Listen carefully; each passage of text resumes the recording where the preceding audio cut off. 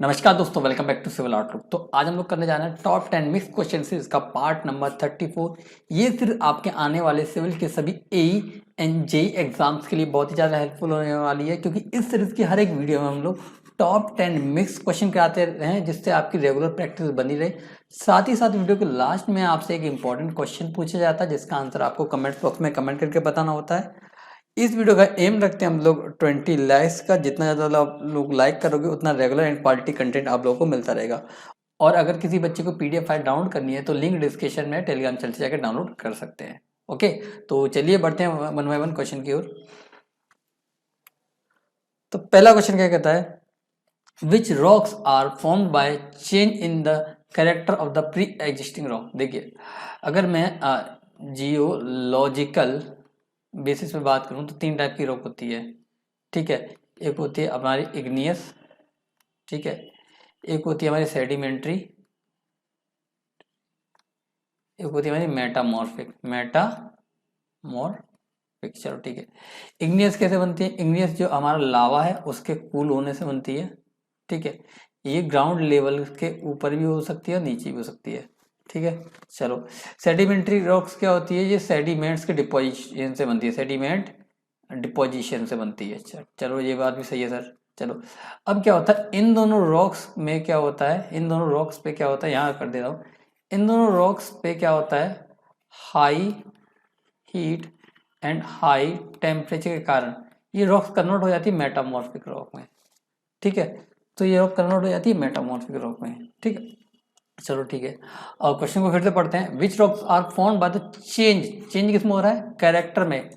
किसमें? Pre existing rock में। अब इसमें चेंज किस कारण से हो रहा है वो नहीं बताया, लेकिन हम लोग जानते हैं कि एक ही टाइप की रॉक होती है जो मेटामॉर्फिक रॉक होती है। वो चेंज भी क्या होता है? वो चेंज होता है हाई प्रेशर एंड टेम्परेचर के कारण। ठीक है, तो रॉक कौन सी होती है? मेटामॉर्फिक। ऑप्शन ए देखते हैं सेडिमेंट्री, गलत है। बी देखते हैं मेटामॉर्फिक, तो आंसर बी राइट आंसर है। चलो एक एग्जाम्पल बता रहा हूँ। इग्नियस रॉक है ग्रेनाइट, ये मेटामॉर्फिक में किसमें कन्वर्ट हो जाती है? जिनेसिस, इसमें कन्वर्ट हो जाती है। ठीक है, ये एक एग्जाम्पल भी हो गया इसका।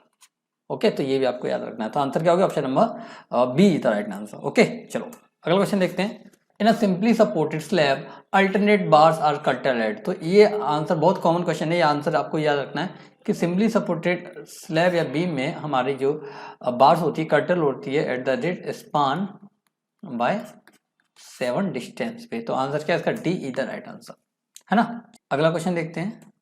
Ultimate bearing capacity of soil is. देखिए, इसमें बच्चों को बहुत कंफ्यूजन है। बहुत से बच्चे इसका आंसर मैक्सिमम बता रहे, कुछ मिनिमम बता रहे। पहले बात कर देते हैं, चीज़ को समझ लेते हैं पहले एक बार। ठीक है, ultimate bearing capacity, ultimate bearing capacity किसकी? सॉइल की, सॉइल की बात हो रही है। चलो ठीक है, ऑप्शन देखते हैं फिर आंसर के बारे में सोचेंगे, है ना। ए बोल रहा है minimum gross pressure at which soil fails in share. ठीक है, बी बोल रहा है maximum gross pressure at which soil just fail in share. ठीक है, सी मैक्सिमम नेट प्रेशर, तो नेट वाला कोई फंडा नहीं होता। ठीक है, नेट वाला कोई फंडा नहीं होता अल्टीमेट के केस में। तो कंफ्यूजन ए और बी में था, ए और बी में था। लेकिन जो स्टैंडर्ड बुक है ना, जो स्टैंडर्ड बुक फॉलो करी जाती है, वहां इसका आंसर दे रखा है minimum gross pressure at which soil just fail in share.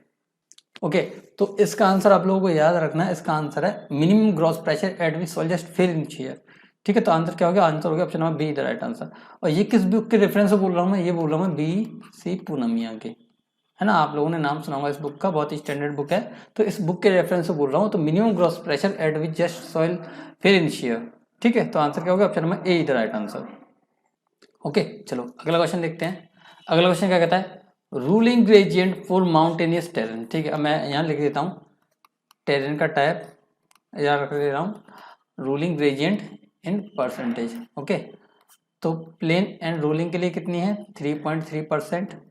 Okay, अगर मैं माउंटेन की बात करूँ तो कितनी है? 5%। अगर स्टीप की बात करूँ, ठीक है, माउंटेन या फिर हिली की बात करूँ तो 5%। अगर हिली स्टीप की बात करूँ तो 6%। ठीक है, रूलिंग ग्रेडियंट फॉर माउंटेन यानी हिल, तो आंसर क्या होगा? Option number B is the right answer.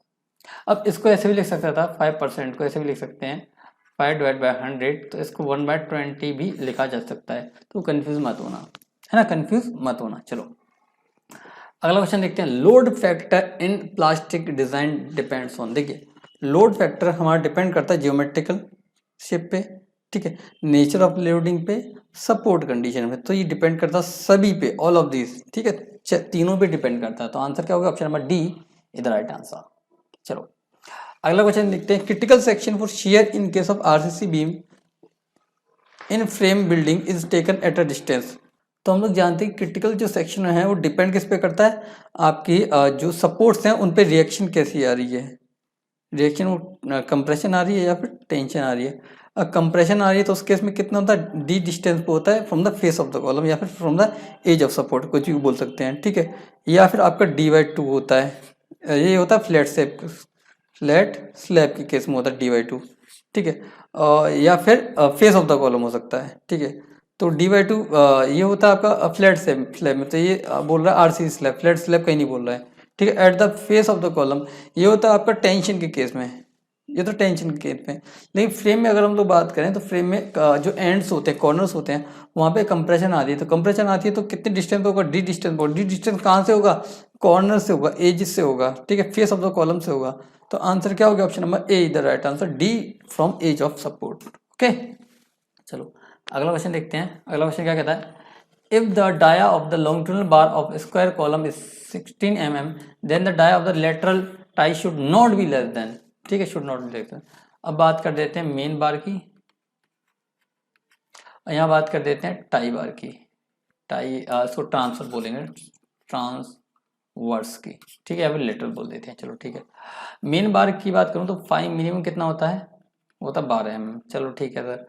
अगर मैं बात करूँ स्पेसिंग की, तो स्पेसिंग कितनी होती है जनरली, हमारी स्पेसिंग की बात करूँ तो ये होती है आपकी 5 मैक्सिमम या फिर 5 mm plus nominal size of aggregate, इनमें से जो भी मेरी क्या होगी मिनिमम होगी वो लेके चलते हैं, ठीक है। चलो तो उसमें इसको मैक्सिमम लेके चलते हैं ना, या मिनिमम नहीं मैक्सिमम होगा, क्योंकि ये ग्रेटर इक्वल होता है ना, इससे ज़्यादा होगा। ट्रांसवर्स की बात करें तो 5 ग्रेटर इक्वल होगा किसे, 6 mm के, या फिर 1/4 किसके, 5 मैक्स के। लेकिन अगर स्पेसिंग की बात करूँ तो spacing less than equal to की 65 मिनिमम के, ठीक है, या फिर आपके लीस्ट लेटरल डायमेंशन के, यहाँ पे 300 के, इनमें से जो भी मिनिमम होगी, क्योंकि लीस्ट लेना है यहाँ पे, ठीक है। चलो अब बात कर रहा है यहाँ पे लेटरल टाइज की should not be less then, यानी किससे ज़्यादा कम नहीं होना चाहिए। तो ये तो 6 mm भी रहेगा, ये 1/4 करेंगे 4 का, तो ये 16 का, तो ये 4 आएगा। तो किससे कम नहीं होना चाहिए, आपके 6 mm से कम नहीं होनी चाहिए, इससे ज़्यादा ही होनी चाहिए, ठीक है, तो इससे ज़्यादा ही होनी चाहिए। ओके, तो इसके अकॉर्डिंग आंसर क्या होगा, इसके अकॉर्डिंग आंसर होगा option number C is the right answer, है ना। चलो अगला क्वेश्चन देखते हैं।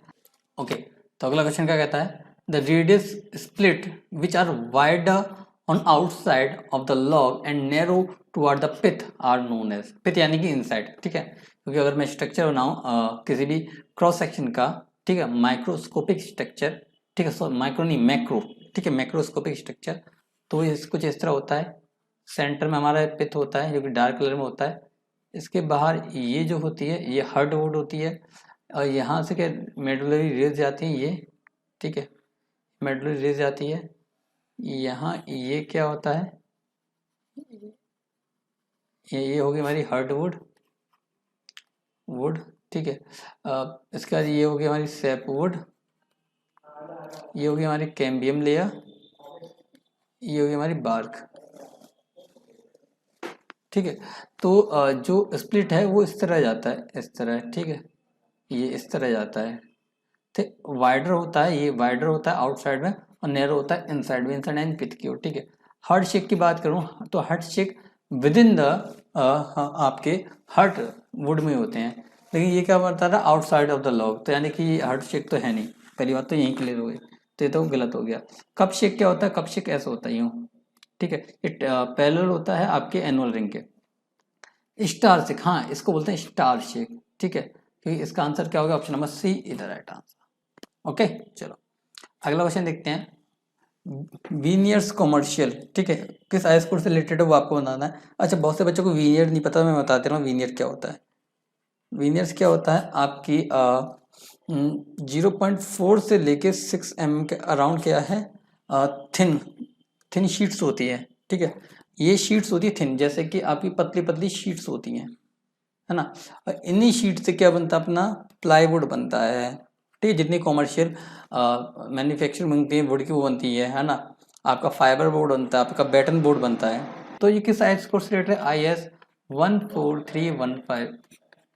ओके, तो इसका आंसर क्या होगा, option number C is the right answer. चलो अगला क्वेश्चन देखते हैं। Logarithm time fitting method is also called as and how many percentage time factor. देखिए जो लॉगरिथमिक है, देखो पहला है स्क्वायर। स्क्वायर किससे रिलेटेड है भाई, टेलर से। ये किससे रिलेटेड है, 90% ऑफ टाइम फैक्टर। चलो ठीक है। दूसरा बच्चा कौन सा, दूसरा बच्चा हमारा लॉग वाला मेथड। ये किससे रिलेटेड है, आपका कैश ग्रांटेड से। ये कितने परसेंटेज के लिए, 50% के, किसके, टाइम फैक्टर के। ओके चलो ठीक है। तो यहाँ पे बात कर रहा है लॉगरिथम वाले की। लॉगरिथम किससे रिलेटेड है, कैश ग्रांटेड से। तो कैश ग्रांटेड में सी और डी दो ऑप्शन है, और 50% किस में दे रखा है, डी में। तो आंसर क्या होगा, option number D is the right answer. Okay, तो अगला क्वेश्चन देखते हैं। यह क्वेश्चन का सॉल्यूशन जो पिछली वीडियो का क्वेश्चन था, क्या कहता question, when fluoride concentration in water exceed 1.5 mg per litre then the disease that make be cause. देखिए अब फ्लोराइड की अगर मैं बात करूं तो इसकी रेंज होती है 1 से 1.5, ठीक है। अगर 1 से कम होगा तो डेंटल कैविटीज हो सकती हैं, ठीक है। और अगर 1.5 से ज़्यादा है तो मोल्टिंग ऑफ टीथ हो सकता है, जिसको बोलते हैं हम लोग फ्लोरोसिस। अच्छा, और अगर यहीं ज़्यादा हो, कितने से, 5 से, तो क्या हो सकता है, डिफॉर्मेशन ऑफ बोन्स। तो ये भी याद रखना है। तो 1.5 से ज़्यादा को मोल्टिंग ऑफ टीथ कहीं दिख रहा है, नहीं दिख रहा, मोल्टिंग ऑफ टीथ नहीं दिख रहा। हाँ फ्लोरोसिस दिख रहा। तो आंसर क्या होगा, option number C is the right answer, ठीक है। अच्छा, डी तब होता है जब 1 से लेस देन होता है, ठीक है। यहाँ बोल रहा एक्सीडिंग 1.5, तो मोल्टिंग ऑफ टीथ होगा, जिसको डेंटल फ्लोरोसिस हम लोग बोलते हैं, ठीक है। तो अब देखते हैं क्वेश्चन ऑफ द डे। इसका आंसर आप लोगों को कमेंट बॉक्स में कमेंट करके बताना है। क्वेश्चन काफ़ी अच्छा है, ठीक है। और क्वेश्चन ऐसा है कि आपके कॉन्सेप्ट को चेक कर देगा। अगर आपका कॉन्सेप्ट क्लियर है तब आप सही आंसर करोगे, कॉन्सेप्ट क्लियर नहीं है तो आप सही आंसर नहीं करोगे, सीधी सी बात है। ओके, और साथ ही साथ आप लोग एक काम की चीज़ हम लोग स्टार्ट करेंगे अगली बार से, ठीक है। वो उसमें और मजा आएंगे। चलो नेक्स्ट वीडियो में बात करेंगे उसके बारे में, है ना। तो आज का लेक्चर यहाँ पे कंप्लीट होता है। आई होप कि लेक्चर आपको अच्छा लग रहे होंगे। अगर लेक्चर अच्छे लग रहे हैं तो लेक्चर्स को हमारे को लाइक कीजिए, चैनल को सब्सक्राइब कीजिए और अपने दोस्त का शेयर कीजिए। अगर कोई भी क्वेरी है किसी भी टॉपिक के रिगार्डिंग, कोई भी डाउट है, कोई भी एडवाइस है, तो भी आप कमेंट कर सकते हैं, उसको भी कंसिडर जरूर किया जाएगा। ओके, तो मिलते हैं नेक्स्ट लेक्चर में। Till then be happy, keep learning, keep consistence, regular, maintain yourself, and don't forget, keep smiling.